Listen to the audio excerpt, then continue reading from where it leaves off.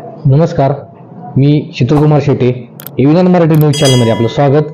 आज आपण इस्लामपूर शहरातील उपजिल्हा रुग्णालय या ठिकाणी आलो आहोत. याचं कारण असं की राज्याचं जे प्रथम क्रमांकाचं मानांकन आहे ते इस्लामपूर उपजिल्हा रुग्णालयाला मिळालेलं आहे. त्यासाठी केलेले कष्ट, त्यासाठी केलेलं नियोजन, यासाठी आपण आज इस्लामपूर उपजिल्हा रुग्णालयाचे प्रमुख माननीय डॉक्टर नरसिंह देशमुख साहेब यांच्याशी बातचीत करणार आहोत. त्यांच्याकडून जाणून घेणार की हे जे नामांकन मिळालेलं आहे 1 नंबरचं इस्लामपूर उपजिल्हा रुग्णालय, त्यासाठी त्यांनी कशा पद्धतीने नियोजन केलं, पण नेमकं नामांकन कशा स्वरूपात मिळालं त्याबद्दल जाणून घेणार आहोत. डॉक्टर साहेब नमस्ते.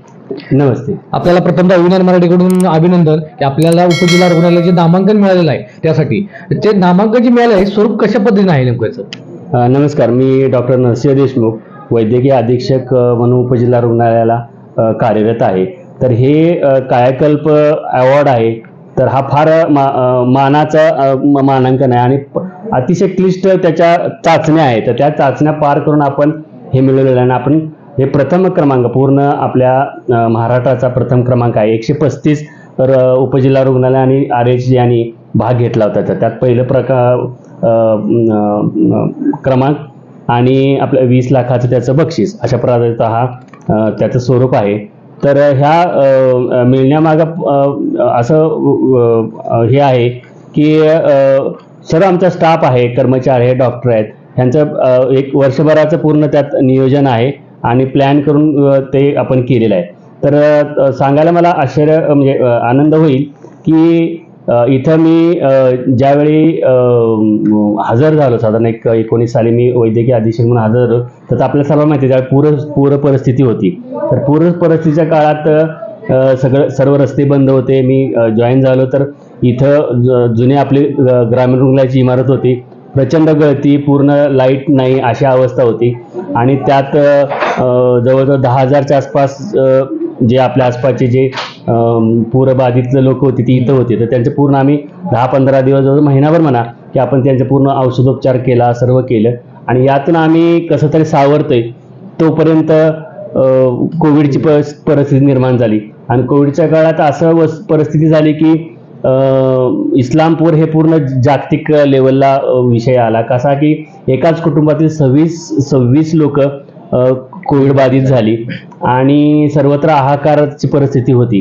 तर अशा परिस्थितीत त्यावेळेचे हे आरोग्यमंत्री राजेश टोपे साहेब, आपले नामदार जयंत पाटील साहेब त्यावेळी मंत्री होते, त्यांनी एकत्र मीटिंग घेतली आणि त्यावेळी जे टाटा ट्रस्ट आहेत तर त्यांनी इस्लामपूर एवढं जर असेल तर त्यांनी आम्ही काय मदत करू का असं म्हटल्यानंतर तर साहेबांनी त्याचं सोनं केलं आणि आपल्या इथं टाटा ट्रस्टचा कोलॅबरेशन करून त्यांनी टाटा ट्रस्टनी आपल्याला 8 ते 9 कोटीचा खर्च करून हे पूर्ण बिल्डिंग आपली नवीन करून दिली. थोडक्यात वॉटरप्रूफिंगला प्रचंड खर्च केला, सगळे कलर करणं, खिडक्या, दारं हे तुम्हाला दिसतंय सगळं पूर्ण रिनोव्हेशन त्यांनी केलं. त्याच्यासोबत त्यांनी पिण्याच्या पाण्याची सोय म्हणून त्यांनी बिस्लरीचा प्लांट इथं बसवला. त्याच्यानंतर ऑपरेशन थिएटर अद्ययावत केलं, वॉर्डमध्ये सगळे पूर्ण बेड बदलले, व्हेंटिलेटरपासून तुमचा एक्सरे मशीन, सोनोग्राफी मशीन, सर्व अद्ययावत जे काही जागतिक दर्जाच्या ज्या यंत्रणा आहेत तर त्या सर्व यंत्रणा दिल्यामुळे आमचा पूर्ण कायाकल्प झाला. आणि ह्या कायाकल्पला मेन बेस आहे की तुमची स्वच्छता आणि ही यंत्रणा. तर त्याचा आम्हाला प्रचंड फायदा झाला की त्याच्या आधारे आम्ही सर्व वस्तुस्थिती त्यांना दाखवू शकलो. आणि त्यात तुम्हाला A to H जवळजवळ, आणि त्यात आणि एक मुद्दा म्हणजे जवळजवळ 1000 मुद्द्याचं ते मालांकन आहे. त्यात 0, 1, 2 अशी मार्क सिस्टीम आहे. तर त्यात हॉस्पिटलचं तर आहेच, पण त्याच्याबरोबर तुमचं जे इको फ्रेंडली हॉस्पिटल आहे का तर ते सुद्धा मुद्दे आहेत. त्याचे सुद्धा आपले 99.9% आपल्याला मार्क आहेत. तर त्यात मुद्दे म्हणजे तुम्हाला सोलार सिस्टीम आहे का, पाण्याच्या साठी आपल्याला पिण्याच्या पाण्यासाठी सोलार आहे, लाईटचे सेव्हिंगसाठी सोलार आहे. त्याच्यानंतर तुमचं रेन वॉटर हार्वेस्टिंग ते सुद्धा त्यात येतं. तर ते रेन वॉटर हार्वेस्टिंग आपण केलेलं आहे. इव्हन आपल्याला गांडूळ खत प्रकल्प असेल, बाग असेल, आयुष गार्डन असेल, कॅफेटोरी एरिया पण त्यात आहे. म्हणजे पेशंटना पिण्यासाठी चहा कॉफीची सोय, म्हणजे एवढे बारीक बारीक मुद्दे होते. ते सगळे मुद्दे आपण त्यात कव्हर केल्यामुळं आणि ह्या सगळ्या याच्यामुळं आपल्याला ते मानांकन मिळू शकलं. तर सर्वच आमच्या कर्मचाऱ्यांचा त्यात मोलाचं सहकार्य आहे. सर, आपण दिलेल्या माहितीनुसार इतक्या नियमावलीत आपण बसून निकषमध्ये बसून ते निकष पार करून आपण हे नामांकन मिळवलं आहे.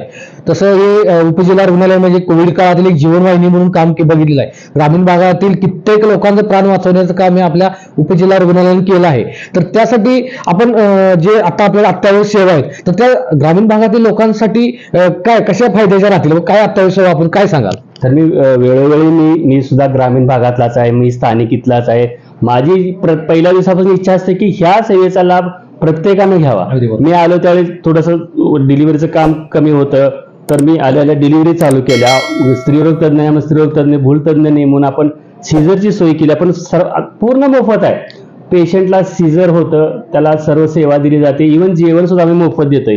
त्याला न्यायची आणायची सुद्धा आमच्या अँब्युलन्स मार्फत सोय करतो. असं करून सुद्धा लोकांनी म्हणावा तसा ते लाभ घेत नाही. त्यांना काय खाजगी ह्याचा वेळ आहे माहीत नाही, पण हे वस्तुस्थिती अशी आहे की अजून सुद्धा लोक त्या पद्धतीने घेत नाहीत. आता आमच्या इथं सगळ्या सर्जरी होतात. अपेंडिक्स असेल, हार्निया असेल, त्याच्यानंतर बारीक सारीक किरकोळ ऑपरेशन आहेत, आर्थोचे ऑपरेशन आहेत, हे सगळं आपण करतोय. पेशंटना ऍडमिट करतोय. तर आणि एकही रुपया खर्च नाही. केस पेपर सुद्धा मोफत आहे. सध्या औषधं सगळी मोफत आहेत. तरी सर्वांनी माझे अजून कळकळीची विनंती आहे की ह्याचा सर्वांनी लाभ तळागाळापर्यंत घ्यावा. टाटा इन्स्टिट्यूटने जे आपलं कायापालट केलं असं आपण सांगितलं जातं की हॉस्पिटल आपलं अडॉप्ट केलं. हॉस्पिटल अडॉप्ट कसं त्यांनी कशा पद्धतीने काम केलं, किती दिवसात त्यांनी कामाची पूर्तता केली? तर ते खरं म्हणजे टाटांच्या सारखा दानत्व मी म्हणजे कुणाकडेही नाही, किती जरी इंडस्ट्रियल असले. कारण मी प्रत्यक्ष बघितले. त्यांनी टाटा ट्रस्टनी 8-9 कोटी खर्च करायचा आम्हाला हे दिलं, पण असं नाही की ते कुठल्या तरी एखाद्या संस्थेला दिलं आणि त्यांनी केलं नाही. त्यांनी टाटा ट्रस्टने त्यांचाच प्रोजेक्ट आहे, टाटा प्रोजेक्ट, त्याला ते काम दिलं. त्यांची लोक, इंजिनियर, कामगार सगळे घेऊन आले. ते 2 महिने पूर्ण ते इथं राहून पूर्ण पाक वॉटरप्रूफिंग पासून ते तुमचं इन्स्ट्रुमेंट लावण्यापर्यंत स्वतः आणि क्वालिटीज कुठेही काम करून जागतिक दर्जा कुठल्या एक्सरे मशीन असू दे तर ते तसं आहे. सोनोग्राफी मशीन 5 प्रोबचं सोनोग्राफी मशीन आहे. त्या मशीनला इव्हन इको सुद्धा त्या पेशंटचा करता येतो. एवढ्या क्वालिटीचे सोनोग्राफी मशीन आहे. म्हणजे असं कुठेही कॉम्प्रोमाइज कुठल्याही ह्याच्यात केलेलं नाही. आणि जागतिक दर्जाचं त्यांनी त्यांच्या मार्फत फक्त आम्हाला हँडओव्हर केलं की आम्हाला तुम्ही खर्च करा, असा 1 रुपया आमच्या हातात दिला नाही. त्यांनी त्यांच्या ट्रस्टनं त्यांच्या प्रोजेक्ट मार्फत ते सगळं करून दिलं. त्यामुळे क्वालिटी राहिली. आता पूर्वीचा जो पेशंटचा येणारा ओघ आहे, रुग्णांचा येणारा ओघ होता तो थोडासा कमी होता, पण आपण केलेल्या अद्ययावत कामांमुळे लोकांच्या विश्वासार्हतेला जागा मिळालेली आहे. आणि विश्वासार्हतेच्या जागेमुळे लोकांचा येणारा ओघ वाढत आहे. अजून आपण म्हणता तसं अजून लोकांनी त्या पद्धतीने प्रतिसाद मिळत नाहीये. तर कुठतरी विश्वासार्हता गमावली ती कुठतरी लोकांपर्यंत आता चांगली विश्वासार्हता मिळत आहे. तर आपण येणाऱ्या लोकांसाठी जे नियोजन करतो रुग्णांचं, त्या नियोजनामध्ये दिनचर्या कशी असते ती? आता कसं आहे तर ते वस्तुस्थिती तशी होती की रुग्णाचा थोडासा अजून सुद्धा बघण्याचा दृष्टिकोन, सरकारी म्हटलं की अस्वच्छता असणार, जागा नसणार, दुर्लक्ष दिलं असणार. तर प्रत्यक्ष माझं विनंती आहे सरांनी, प्रत्यक्ष तुम्ही येऊन बघा. पेशंट नंतरचा पण तुम्ही येऊन बघा की स्वच्छतेचा गोष्ट असेल किंवा सुविधा काय आहेत. तर ते आधी पेशंट आल्यानंतर काय, पण जाताना म्हणतो की मला आश्चर्याची गोष्ट आहे की हे कसं काय शक्य आहे. मला सांगण्याचा एक मुद्दा असा आहे की तुम्ही प्रत्यक्ष आल्याशिवाय तुम्हाला माहिती होणार नाही. ऐकवीत काय वेगळं असतं आणि प्रत्यक्ष इथं आलं तर तसं प्रत्येकाने यावं, त्याचा लाभ घ्यावा आणि मग आपलं त्याच्यावर तरी रिमार्क करावा आणि सर्वांनी लाभ घ्यावा. आता इथं डिलिव्हरीची सोय आहे, सीझरची सोय आहे, ऑपरेशनची सोय आहे, ऍडमिटची सोय आहे. आणि तुम्हाला काय गैरसोय असेल तर आम्ही आहे, तसं त्यात आपण सुधारणा करू शकतो. पण सर्वांनी लाभ घ्यावा एवढी माझी इच्छा आहे. आपण मगाशी म्हणलात तसं की त्यासाठी इथले जे स्थानिक आमदार आहेत माननीय जयंतराव पाटील साहेब यांनी बऱ्यापैकी पाठपुरावा केला. तर त्यांनी कशा पद्धतीने पाठपुरावा केला व ते टाटा स्टेशन ते कोलॅबोरेशन कशा पद्धतीने झालं ते? त्यावेळी कसं त्यावेळी परिस्थिती तशी होती आणि नामदार जयंत पाटील साहेब त्यावेळी मंत्री होते. त्यावेळी राजेश टोपे त्यांचे सहकारी होते आणि मुंबईत एक त्यांची मीटिंग झाली की बाबा काय करता येईल. तर इस्लामपुरात जर हे असेल तर टाटाने सुद्धा म्हटले की मी काहीतरी तुम्ही सांगा त्याप्रमाणे ते आणि हे काम त्यांनी टाटांच्या मार्फत साहेबांनी प्रयत्न करून हे आपल्याला करून दिलं. तसं विश्वासार्हता चांगल्या पद्धतीने कमवल्यामुळे लोकांचा येण्याचा ओघ थोड्या दिवसांनी वाढत चाललेला आहे. असं पूर्वी किंवा इतर कुठलेही सरकारी हॉस्पिटल असतं असं बोललं जातं की सरकारी पेशंट तिथे गेल्या ना सरकारी हॉस्पिटलमध्ये तिथले असणारे तुमचे स्थानिकचे डॉक्टर असतील किंवा वेगवेगळ्या मेडिकल फील्डमध्ये तुमचे ऑफिसर असतील, ते आपल्या स्थानिकला सरकारी हॉस्पिटल आलेल्या पेशंटना खाजगी हॉस्पिटलमध्ये घेऊन जाण्याचा प्रकार बाहेर बऱ्याच ठिकाणी होतो. पण तसं आपल्याला कुठे प्रकार घडतात किंवा असं काही का? नाही, प्रत्यक्ष माझे आणि सगळी माझी जी सहकारी आहेत तर त्यांचं तसं बऱ्यापैकी लक्ष आता परस्पर एखादं कुठे काय, पण त्याची शक्यता कमी असते. तर आता बघितलं तर साधारण 300च्या पुढे आपली रोजची दैनिक ओपीडी आहे. सकाळी 8:30ला आपली ओपीडी चालू होते, 8:30 ते 1 वाजेपर्यंत सकाळची ओपीडी असते. आपण संध्याकाळची पण ओपीडी आपण चालू ठेवलेली आहे, 4 ते 6 संध्याकाळी ओपीडी असते, ऍडमिशन असतं.